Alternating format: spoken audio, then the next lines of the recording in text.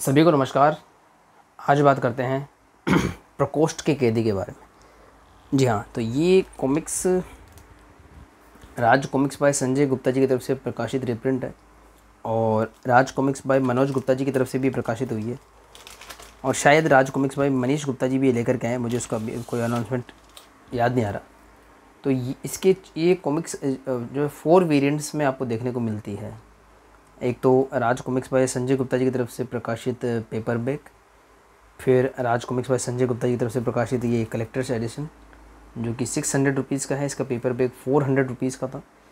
और मनोज गुप्ता जी की तरफ से प्रकाशित पेपर बैक जो कि शायद 280 रुपीज़ का था और उनकी तरफ से प्रकाशित संग्राहक संस्करण जो कि 500 रुपीज़ का है, जहाँ तक मुझे याद है। तो ये 4 वेरिएंट से मिलती है। मेरे पास फ़िलहाल सबसे महंगा वाला संजय गुप्ता जी वाला एडिशन है और इन चारों ही वेरिएंट में आपको ये वाला कवर देखने को मिलता है। आई एम सॉरी, 3 वेरिएंट में देखने को मिलता है। तो मनोज गुप्ता जी का पेपर बैक हो चाहे उनका कलेक्टर एडिशन हो, वो ये कवर उसमें आपको देखने को मिलता है। बात करते हैं संजय गुप्ता जी की, तो इस संग्राहक संस्करण को विशेष बनाने के लिए उन्होंने ये हेमंत कुमार जी से इसी जो है कॉमिक का एक नया कवर बनवाया था। तो वो क्योंकि उनके जो प्रकाशन के विभाजन की बात बनाया था, तो इस पर केवल जो है संजय गुप्ता जी की टीम का अधिकार है, तो केवल वही इसे प्रकाशित कर सकते हैं।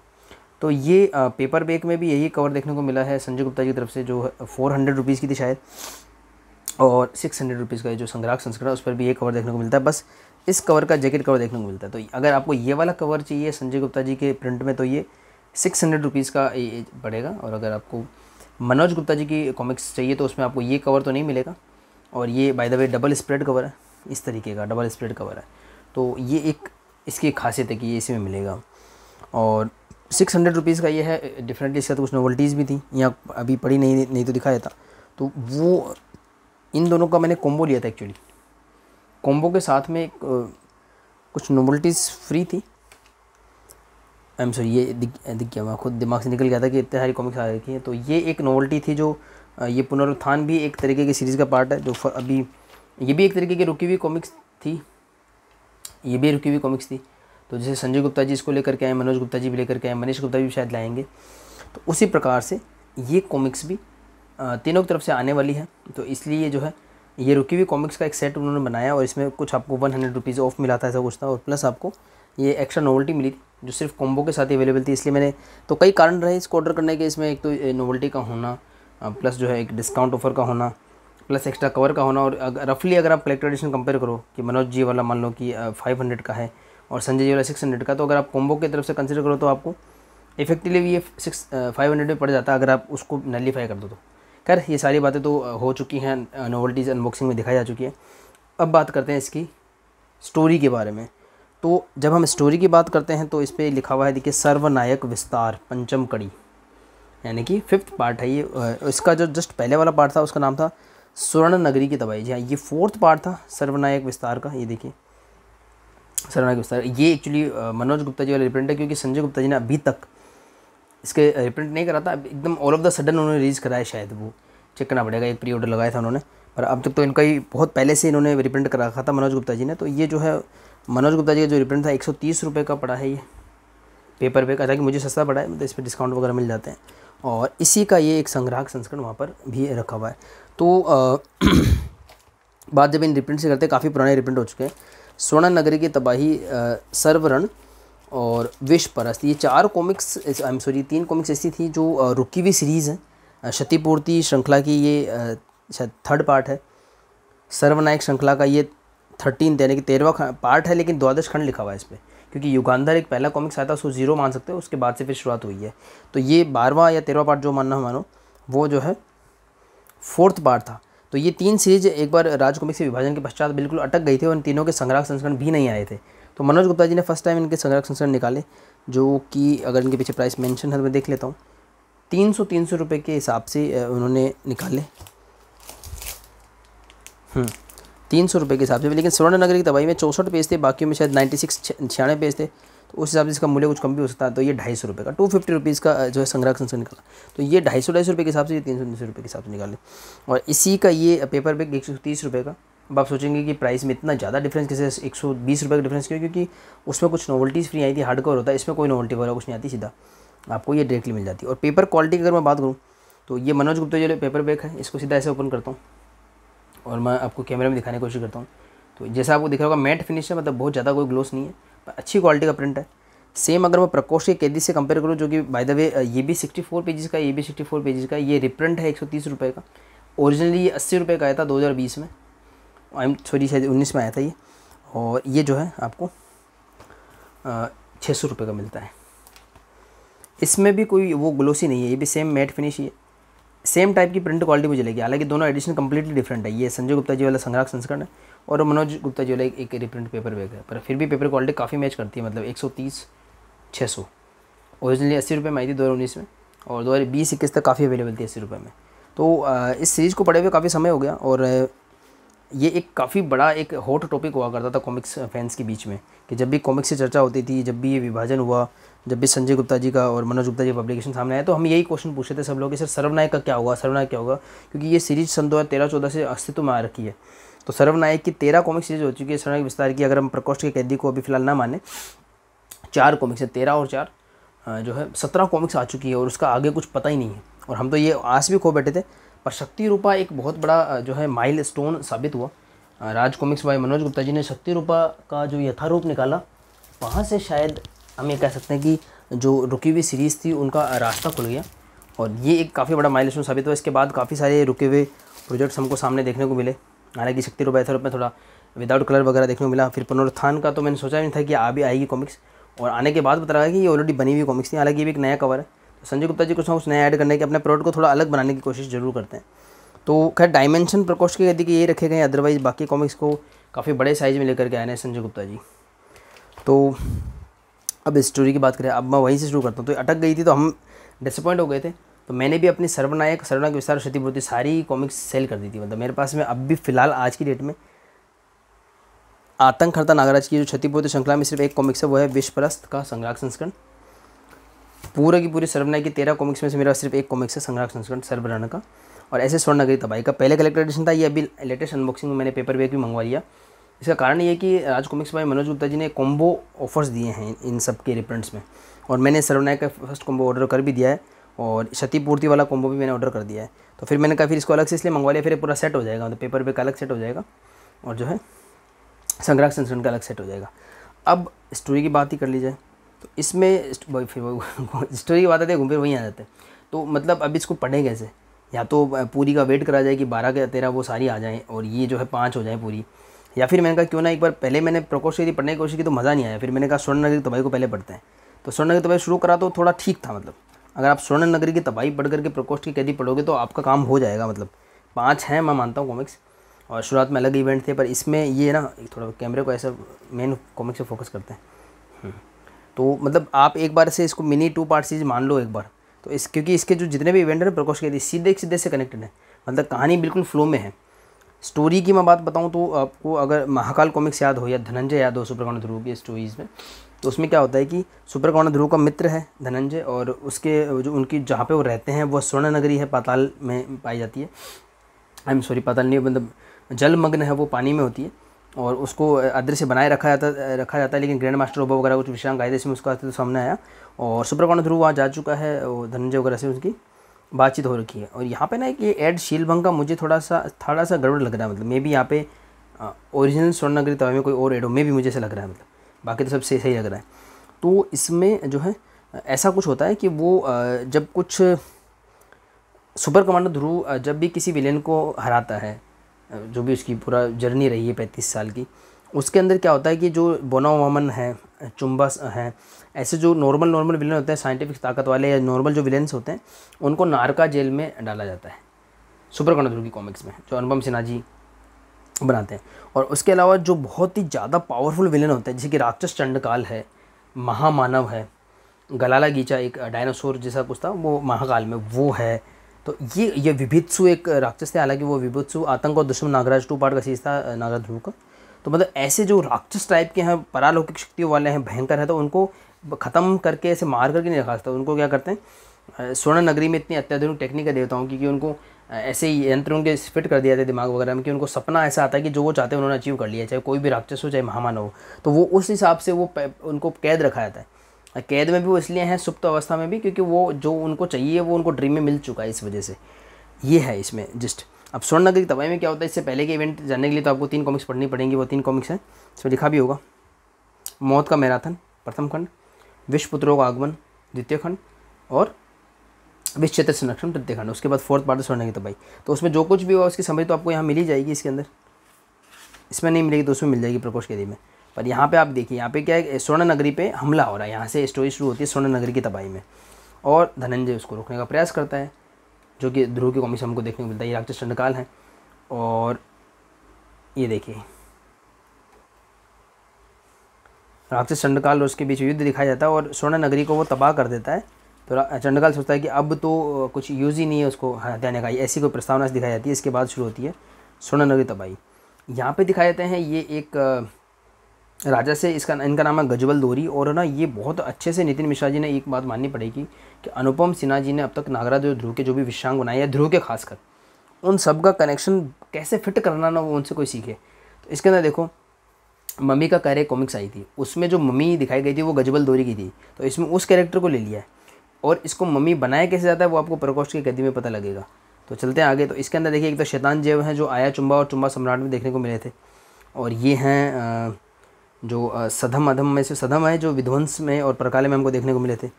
फिर ये शंभूक हैं जो आपको जो है निशाचर में देखने को मिले थे, ध्रुव डोगा का। ये हैं निशाचर बाकायदा खुद, ये कलयुग में देखने को मिले थे, ये निशाचर में देखने को मिले थे। और ये विभित्सु है जो अपने आतंक और दुश्मन नागराज देखने को मिले। सारे रेफरेंस नीचे दिए हुए हैं कहाँ कहाँ मिलेंगे। और ये राक्षस चंडकाल है ही। तो इसमें इनको कनेक्शन बिठाया गया है कि कैसे कैसे करके क्या करना है। और यहाँ पर एक तो वो बात बताइए। दूसरी बात जो है नागराज दिखा रखा है। नागराज का ऐसा कुछ हो रखा है पहले के 3 कॉमिक्स में कि अब वो यहाँ पे अपनी इच्छाधारी शक्ति को जागृत कर रहा है और उसको कुछ करना है, मतलब किसी चीज़ को रोकना है। इस पैनल में वेदाचार्य और फेसलेस दिखा रखे हैं। वेदाचार्य कोई बहुत ही महत्वपूर्ण काम फेसलेस को सौंपता है जो फेसलेस को करना है, और उससे कोई चीज़ उसने हाइड कर रखी है। वो हाइड क्या कर रखा है, विसर्पी को हाइड कर रखा है, उससे कुछ काम है वो आगे दिखाएगा। नासिर जमा जो हमको हत्यारी राशि है, जो षड्यंत्र सीरीज में देखने को मिले थे, जो हत्यारी राशि में भी थे और षड्यंत्र में भी थे, उससे ध्रुव का कुछ कन्वर्सेशन दिखाया गया है। और इसमें इसी के अंदर पुनरुत्थान की नींव पड़ती हुई दिखाई गई है स्वर्ण नगरी तबाही में। एक्चुअली पुनरुत्थान जो कॉमिक्स है वो इस तरीके से प्लेस किया गया है कि स्वर्ण जो सर्वनायक सीरीज़ है वो ख़त्म हो चुकी है और स्वर्णाग विस्तार भी ख़त्म हो चुकी है, उसके बाद है पुनरुत्थान। और इससे पहले हम जो आखिरी सीरीज पढ़ रखे हैं वो इसके बाद है। तो इस तरह से स्टोरी लाइन्स पहले बनाई गई थी, तो उससे साथ थोड़ा आपको आइडिया मिलता है। तो पुनरुत्थान में जो टीम बनाई गई थी उसकी बातें यहाँ पे की गई है कि वो टीम में तिरंगा और स्टील प्रमुख रहेंगे। नागराज, ध्रुव, डोगा, ये जो ज़्यादा जो हमारा अटेंशन ले जाते हैं जो मल्टी स्टार में, वो थोड़ा अलग रहेंगे। तो वो थोड़ा दिखा रखा है किस प्रकार से टीम सी बन रही है, और उसका थोड़ा सा एक ग्लिम्स दे रखा है। पुनरुत्थान का आपको ग्लिम्स दे रखा है। फिर नासिर जमस कोई रत्न वगैरह देता ध्रुव को हेल्प के लिए, उसको पता है कि ध्रुव का बुरा टाइम आने वाला, ऐसा कुछ है। यहाँ पर स्वर्ण नगरी में क्या होता है कि अब ये तो मैंने बता दिया, तो वो जहाँ पे रहते हैं वो सारे के सारे विलेंस, उसको बोलते हैं प्रकोष्ठ, यानी कि बहुत ही हाईली सिक्योर्ड सेल। यहाँ पे लिखा हुआ भी देखो, इंटरनल हाई सिक्योरिटी सेल, उसको प्रकोष्ठ बोलते हैं। तो प्रकोष्ठ के कैदी ऐसे सामने ऐसे आएगा। तो क्या होता है, इसकी सुरक्षा कौन कर रहा होता है, धनंजय कर रहे होते हैं, और 2-3 देव कर रहे होते हैं। उनके कुछ नाम भी बता रखे हैं इन्होंने, मैं आगे बताऊँगा आपको नाम। सामदेव है, यजुर्देव है, इस तरीके के नाम है। और ऐसा कुछ होता है कि कोई इसको भेदने की कोशिश कर रहा होता है। ये देखिए, ये एक राक्षस दिखा रखा है, सींग से निकाल रखे, आपको हेलबॉय की याद आ जाएगी।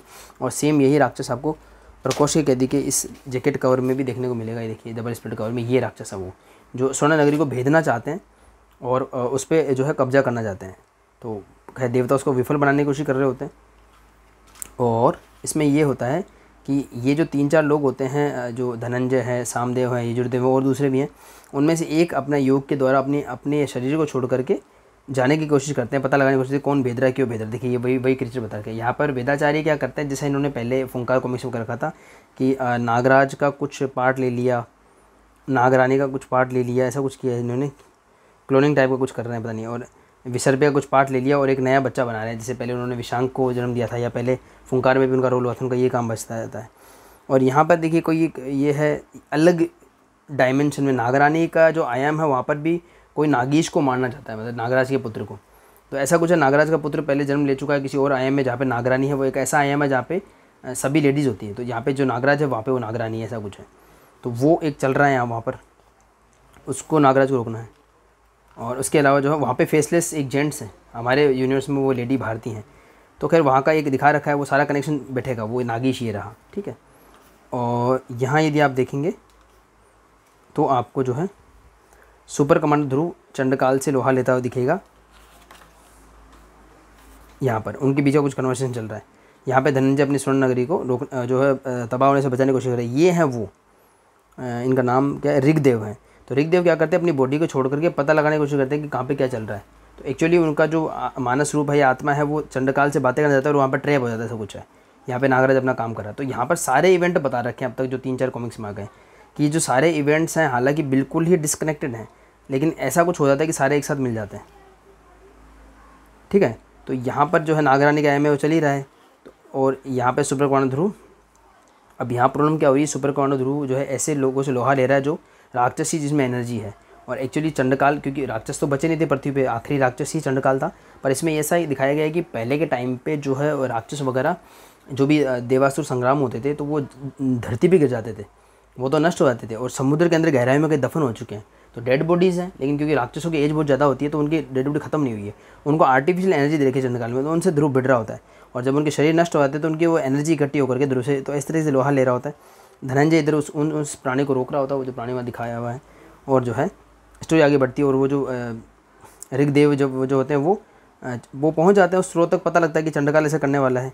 यहाँ पे देखिए अडिग, यहाँ पे अडिग का शरीर यहाँ ट्रैप हुआ हुआ है, क्योंकि ये स्टोरी मैंने आपको बताया कि वो पुनरुत्थान से पहले की, तो उसमें अडिग एक आपको हमको हमारे राजकुमार यूनिवर्स को एक हल्क टाइप का कैरेक्टर मिल चुका है, वो अडिग ये रहा।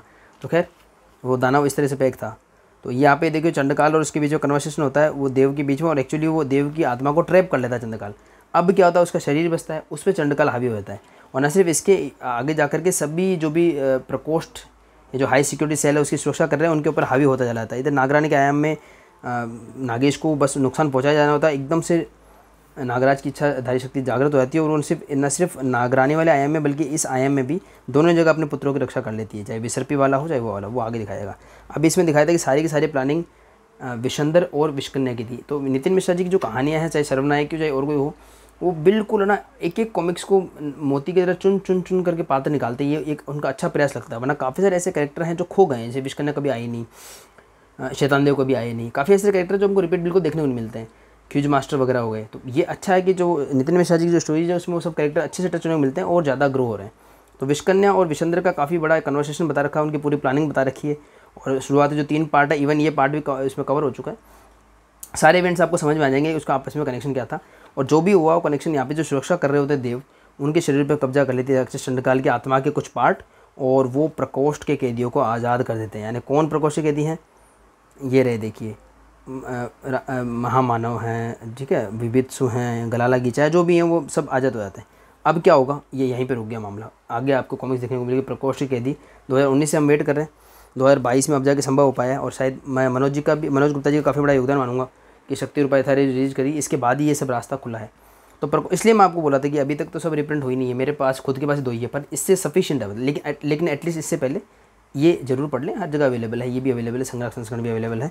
और जब इसका जो कॉस्ट अगर आप देखोगे तो इसके मार्जिन में निकल जाएगा ये 130 रुपीज़ का इसका MRP है। तो खैर चलते हैं इसमें। प्रकोष्ठ की कैदी में स्टोरी वहीं से आगे बढ़ती जहाँ पे ख़त्म हुई थी। युगम धारित्री से लिखा हुआ है, पूरा समरी आपको दिया हुआ है, और जो है शुरुआत हो जाती है। तो गजबल दोरी वही, अब इसमें दिखाते हैं गजबल दोरी और शुक्राल जो है, शुक्र शिष्य शुक्राल एक पुराना कैरेक्टर राज कॉमिक्स का। मतलब नितिन मिश्रा जी ने सर्वनायक और सर्वनायक विस्तारक को लेकर के ना ऐसा कोई कैरेक्टर छोड़ा नहीं जिसको उन्होंने टच ना करा हो। एक अच्छी बात है, वो सारे के सारे कैरेक्टर पुनर्जीवित हो गए, और इतने कैरेक्टर आ गए राज कॉमिक्स में, उनको एक स्थान देना बड़ा मुश्किल हो गया है। उनकी स्टोरीज लाएंगे भी कैसे, इसीलिए शायद ये पुनरुत्थान जैसी कॉमिक्स हमारे सामने आई है। इसके नेक्स्ट पार्ट शंखनाद का भी एक मुझे वेट है, और बहुत अच्छा यूनिवर्स बन रहा है, मतलब आई होप कि बहुत अच्छे से जाए ये सब कुछ। तो शुक्राल का भी इसमें युद्ध वगैरह दिखाया जाता है, और अंत में दोनों ही इसमें घायल और एक मृत अवस्था में दिखाए जाते हैं। और उसके बाद में गजबल दोरी की जो है मम्मी बनाई जाती है। तो वो अब पता लगा ना कि वो मम्मी कहाँ से आई थी। तो ये स्टोरीज ना पुराने कॉमिक्स की स्टोरीज को एनहेंस कर रही हैं। पेपर क्वालिटी काफ़ी अच्छी है, मतलब ज़्यादा ग्लोस नहीं है, मैट फिनिश, लेकिन जो आंखों को सूदिंग है, मतलब अच्छी क्वालिटी, इट्स गुड क्वालिटी। और स्वर्णगिरी दवाई की बातें वैसी अच्छी क्वालिटी थी, उसकी प्राइस काफ़ी कम है।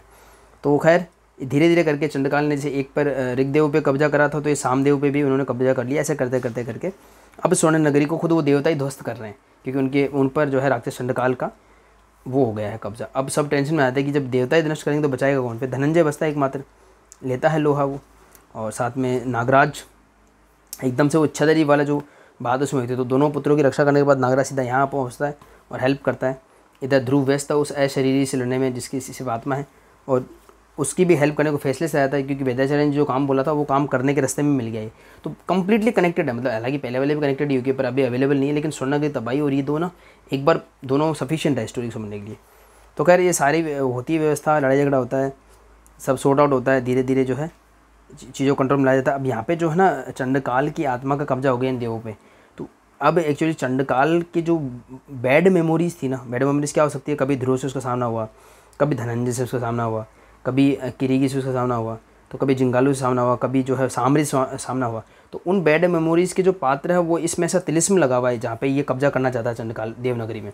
तो वहाँ पे वो मेमोरीज जिंदा हो जाती है, यानी कि ये सब उनके प्रतिरूप हैं। सेम सिचुएशन में चंडकाल को डाल देते हैं और अलग तरह की पावर के साथ में। इधर नागराज अपना काम कर रहा है फिर से मिस्र पे ढूंढने वाला।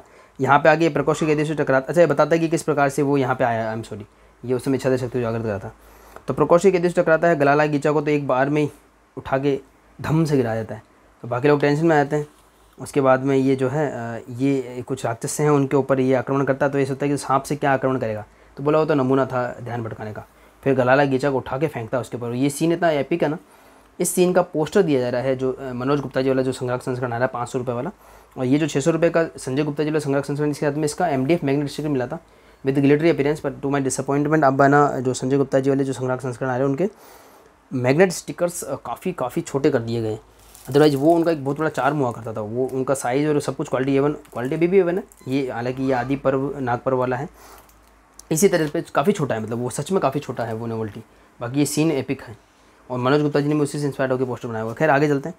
तो नागराज और धनंजय ये सब मिल करके किसी न किसी परिस्थिति पे कंट्रोल करते हैं, पर इट्स नॉट दैट ईजी, बहुत मुश्किल होता है। नागराज को भी अपनी पूरी शक्ति लगानी पड़ती है और धनंजय आयाम बनाते हैं। आपको महाकाल में भी याद होगा एक मिसाइल को वो आयाम बनाने में हालत ख़राब हो गई थी धनंजय की भी।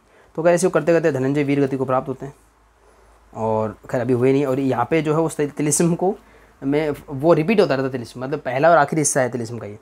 तो चंडकाल की आत्मा वगैरह जो भी करती है एक बार जीत जाती है, फिर से वही उसकी एक और नई बैड मेमोरी आती है। अब उसके अंदर देखो और लोग ऐड हो गए, इसमें लोरी भी ऐड हो गई है, सामरी भी ऐड हो गया है, जो शीतनाग भी ऐड हो गए हैं, मतलब वो चीज़ सौडांगी भी ऐड हो गई, वो चलता रहता है। तो ये भी काफ़ी इंटरेस्टिंग है। पर अगर आपने नागराज ध्रुव की पहले कॉमिक्स वगैरह पढ़ रखी है, आप उनके फैन हो तो बहुत आपको इंटरेस्टिंग लगेगी ये। अदरवाइज एकदम से मैंने प्रकोष्ठ कैदी उठाई तो टाइम मुझे भी समझ नहीं आई थी और इसीलिए इसके रिव्यू में काफ़ी समय लग गया। पुनरुत्थान और प्रकोष्ठ कैदी का अनबॉक्सिंग किए हुए काफ़ी समय हो गया, आई थिंक 1 वीक से ज़्यादा हो गया है। पर मैंने कहा ऐसे रिव्यू नहीं करा जाएगा इसका, पहले मैंने कहा थोड़ा सा कम से कम पढ़ करके किया जाएगा अच्छे से। तो आगे बढ़ते हैं सारे। तो क्या प्रकोष्ठ कैदी से लोहा ले रहा होता है नागराज और धनंजय जी वीर गति को प्राप्त हो जाते हैं। और आई डोंट थिंक ये कोई स्पॉइलर होगा क्योंकि कवर से भी आपको पता लग जाता है। क्या तो फिर आगे और आंखों में देखिए क्या नागराज की हालत देखो। पर इससे ना विपरीत परिस्थिति या इस तरह के जो क्षण होते हैं ना वो एक आपको अलग ही ऊर्जा से भर देता है और इंसान कुछ ऐसा कर जाता है जो नॉर्मल परिस्थिति में करना संभव नहीं हो पाता। तो नागराज का रौद्र रूप आपको देखने को मिलेगा। तो किस प्रकार से नागराज इन राक्षसों से लोहा लेता है, धनंजय की क्षति को किस प्रकार से पूरा किया जाता है, वो सारा आपको आगे देखने को मिलेगा। और परमाणु की कॉमिक्स बुद्धि पलट का भी कैरेक्टर आपको इसमें देखने को मिलेगा। तो इस प्रकार से अब इसको पूरा मैं एंड नहीं करूँगा क्योंकि ये थोड़ी नई कॉमिक्स है, वो काफ़ी पुरानी हो चुकी है, वैसे भी काफ़ी पुरानी हो चुकी है। प्रकोष्ठ कैदी अभी इतनी पुरानी हुई नहीं है, पर फिर भी मतलब इस प्रकार से ये इस कॉमिक्स का मेरा रिव्यू है। तो नागराज लोहा लेता है और इसमें काफ़ी ब्लेंड होते हैं कैरेक्टर। पर अनुपम सिन्हा जी ने जो भी कैरेक्टर बनाए हैं या फिर जिनको ट्रीट भी कराया उसको और आगे नए मुकाम पे पहुंचाया नितिन मिश्रा जी ने या जो हेमंत कुमार जी की चित्रकारी ने। तो काफ़ी अच्छी लगी मुझे कॉमिक्स से। वेट है नेक्स्ट कॉमिक्स का जो है शायद इसमें या उसका ऐड दे रखा है, वो है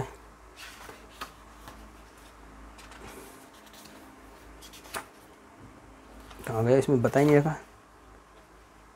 अच्छा ऐड नहीं दे रखा, नाम बता रखा है रेत का शहनशाह, ऐसा कुछ है। रेत का शहनशाह में क्या बता तूतन खामे ने ऐसे कुछ लोग आए, देखते क्या होता है। तो इस प्रकार से ये मेरा रिव्यू है प्रकोष्ठ की कैदी का। आई होप कि आपको पसंद आया होगा। अंत तक बने रहने के लिए सभी का धन्यवाद। मिलते हैं किसी और वीडियो में।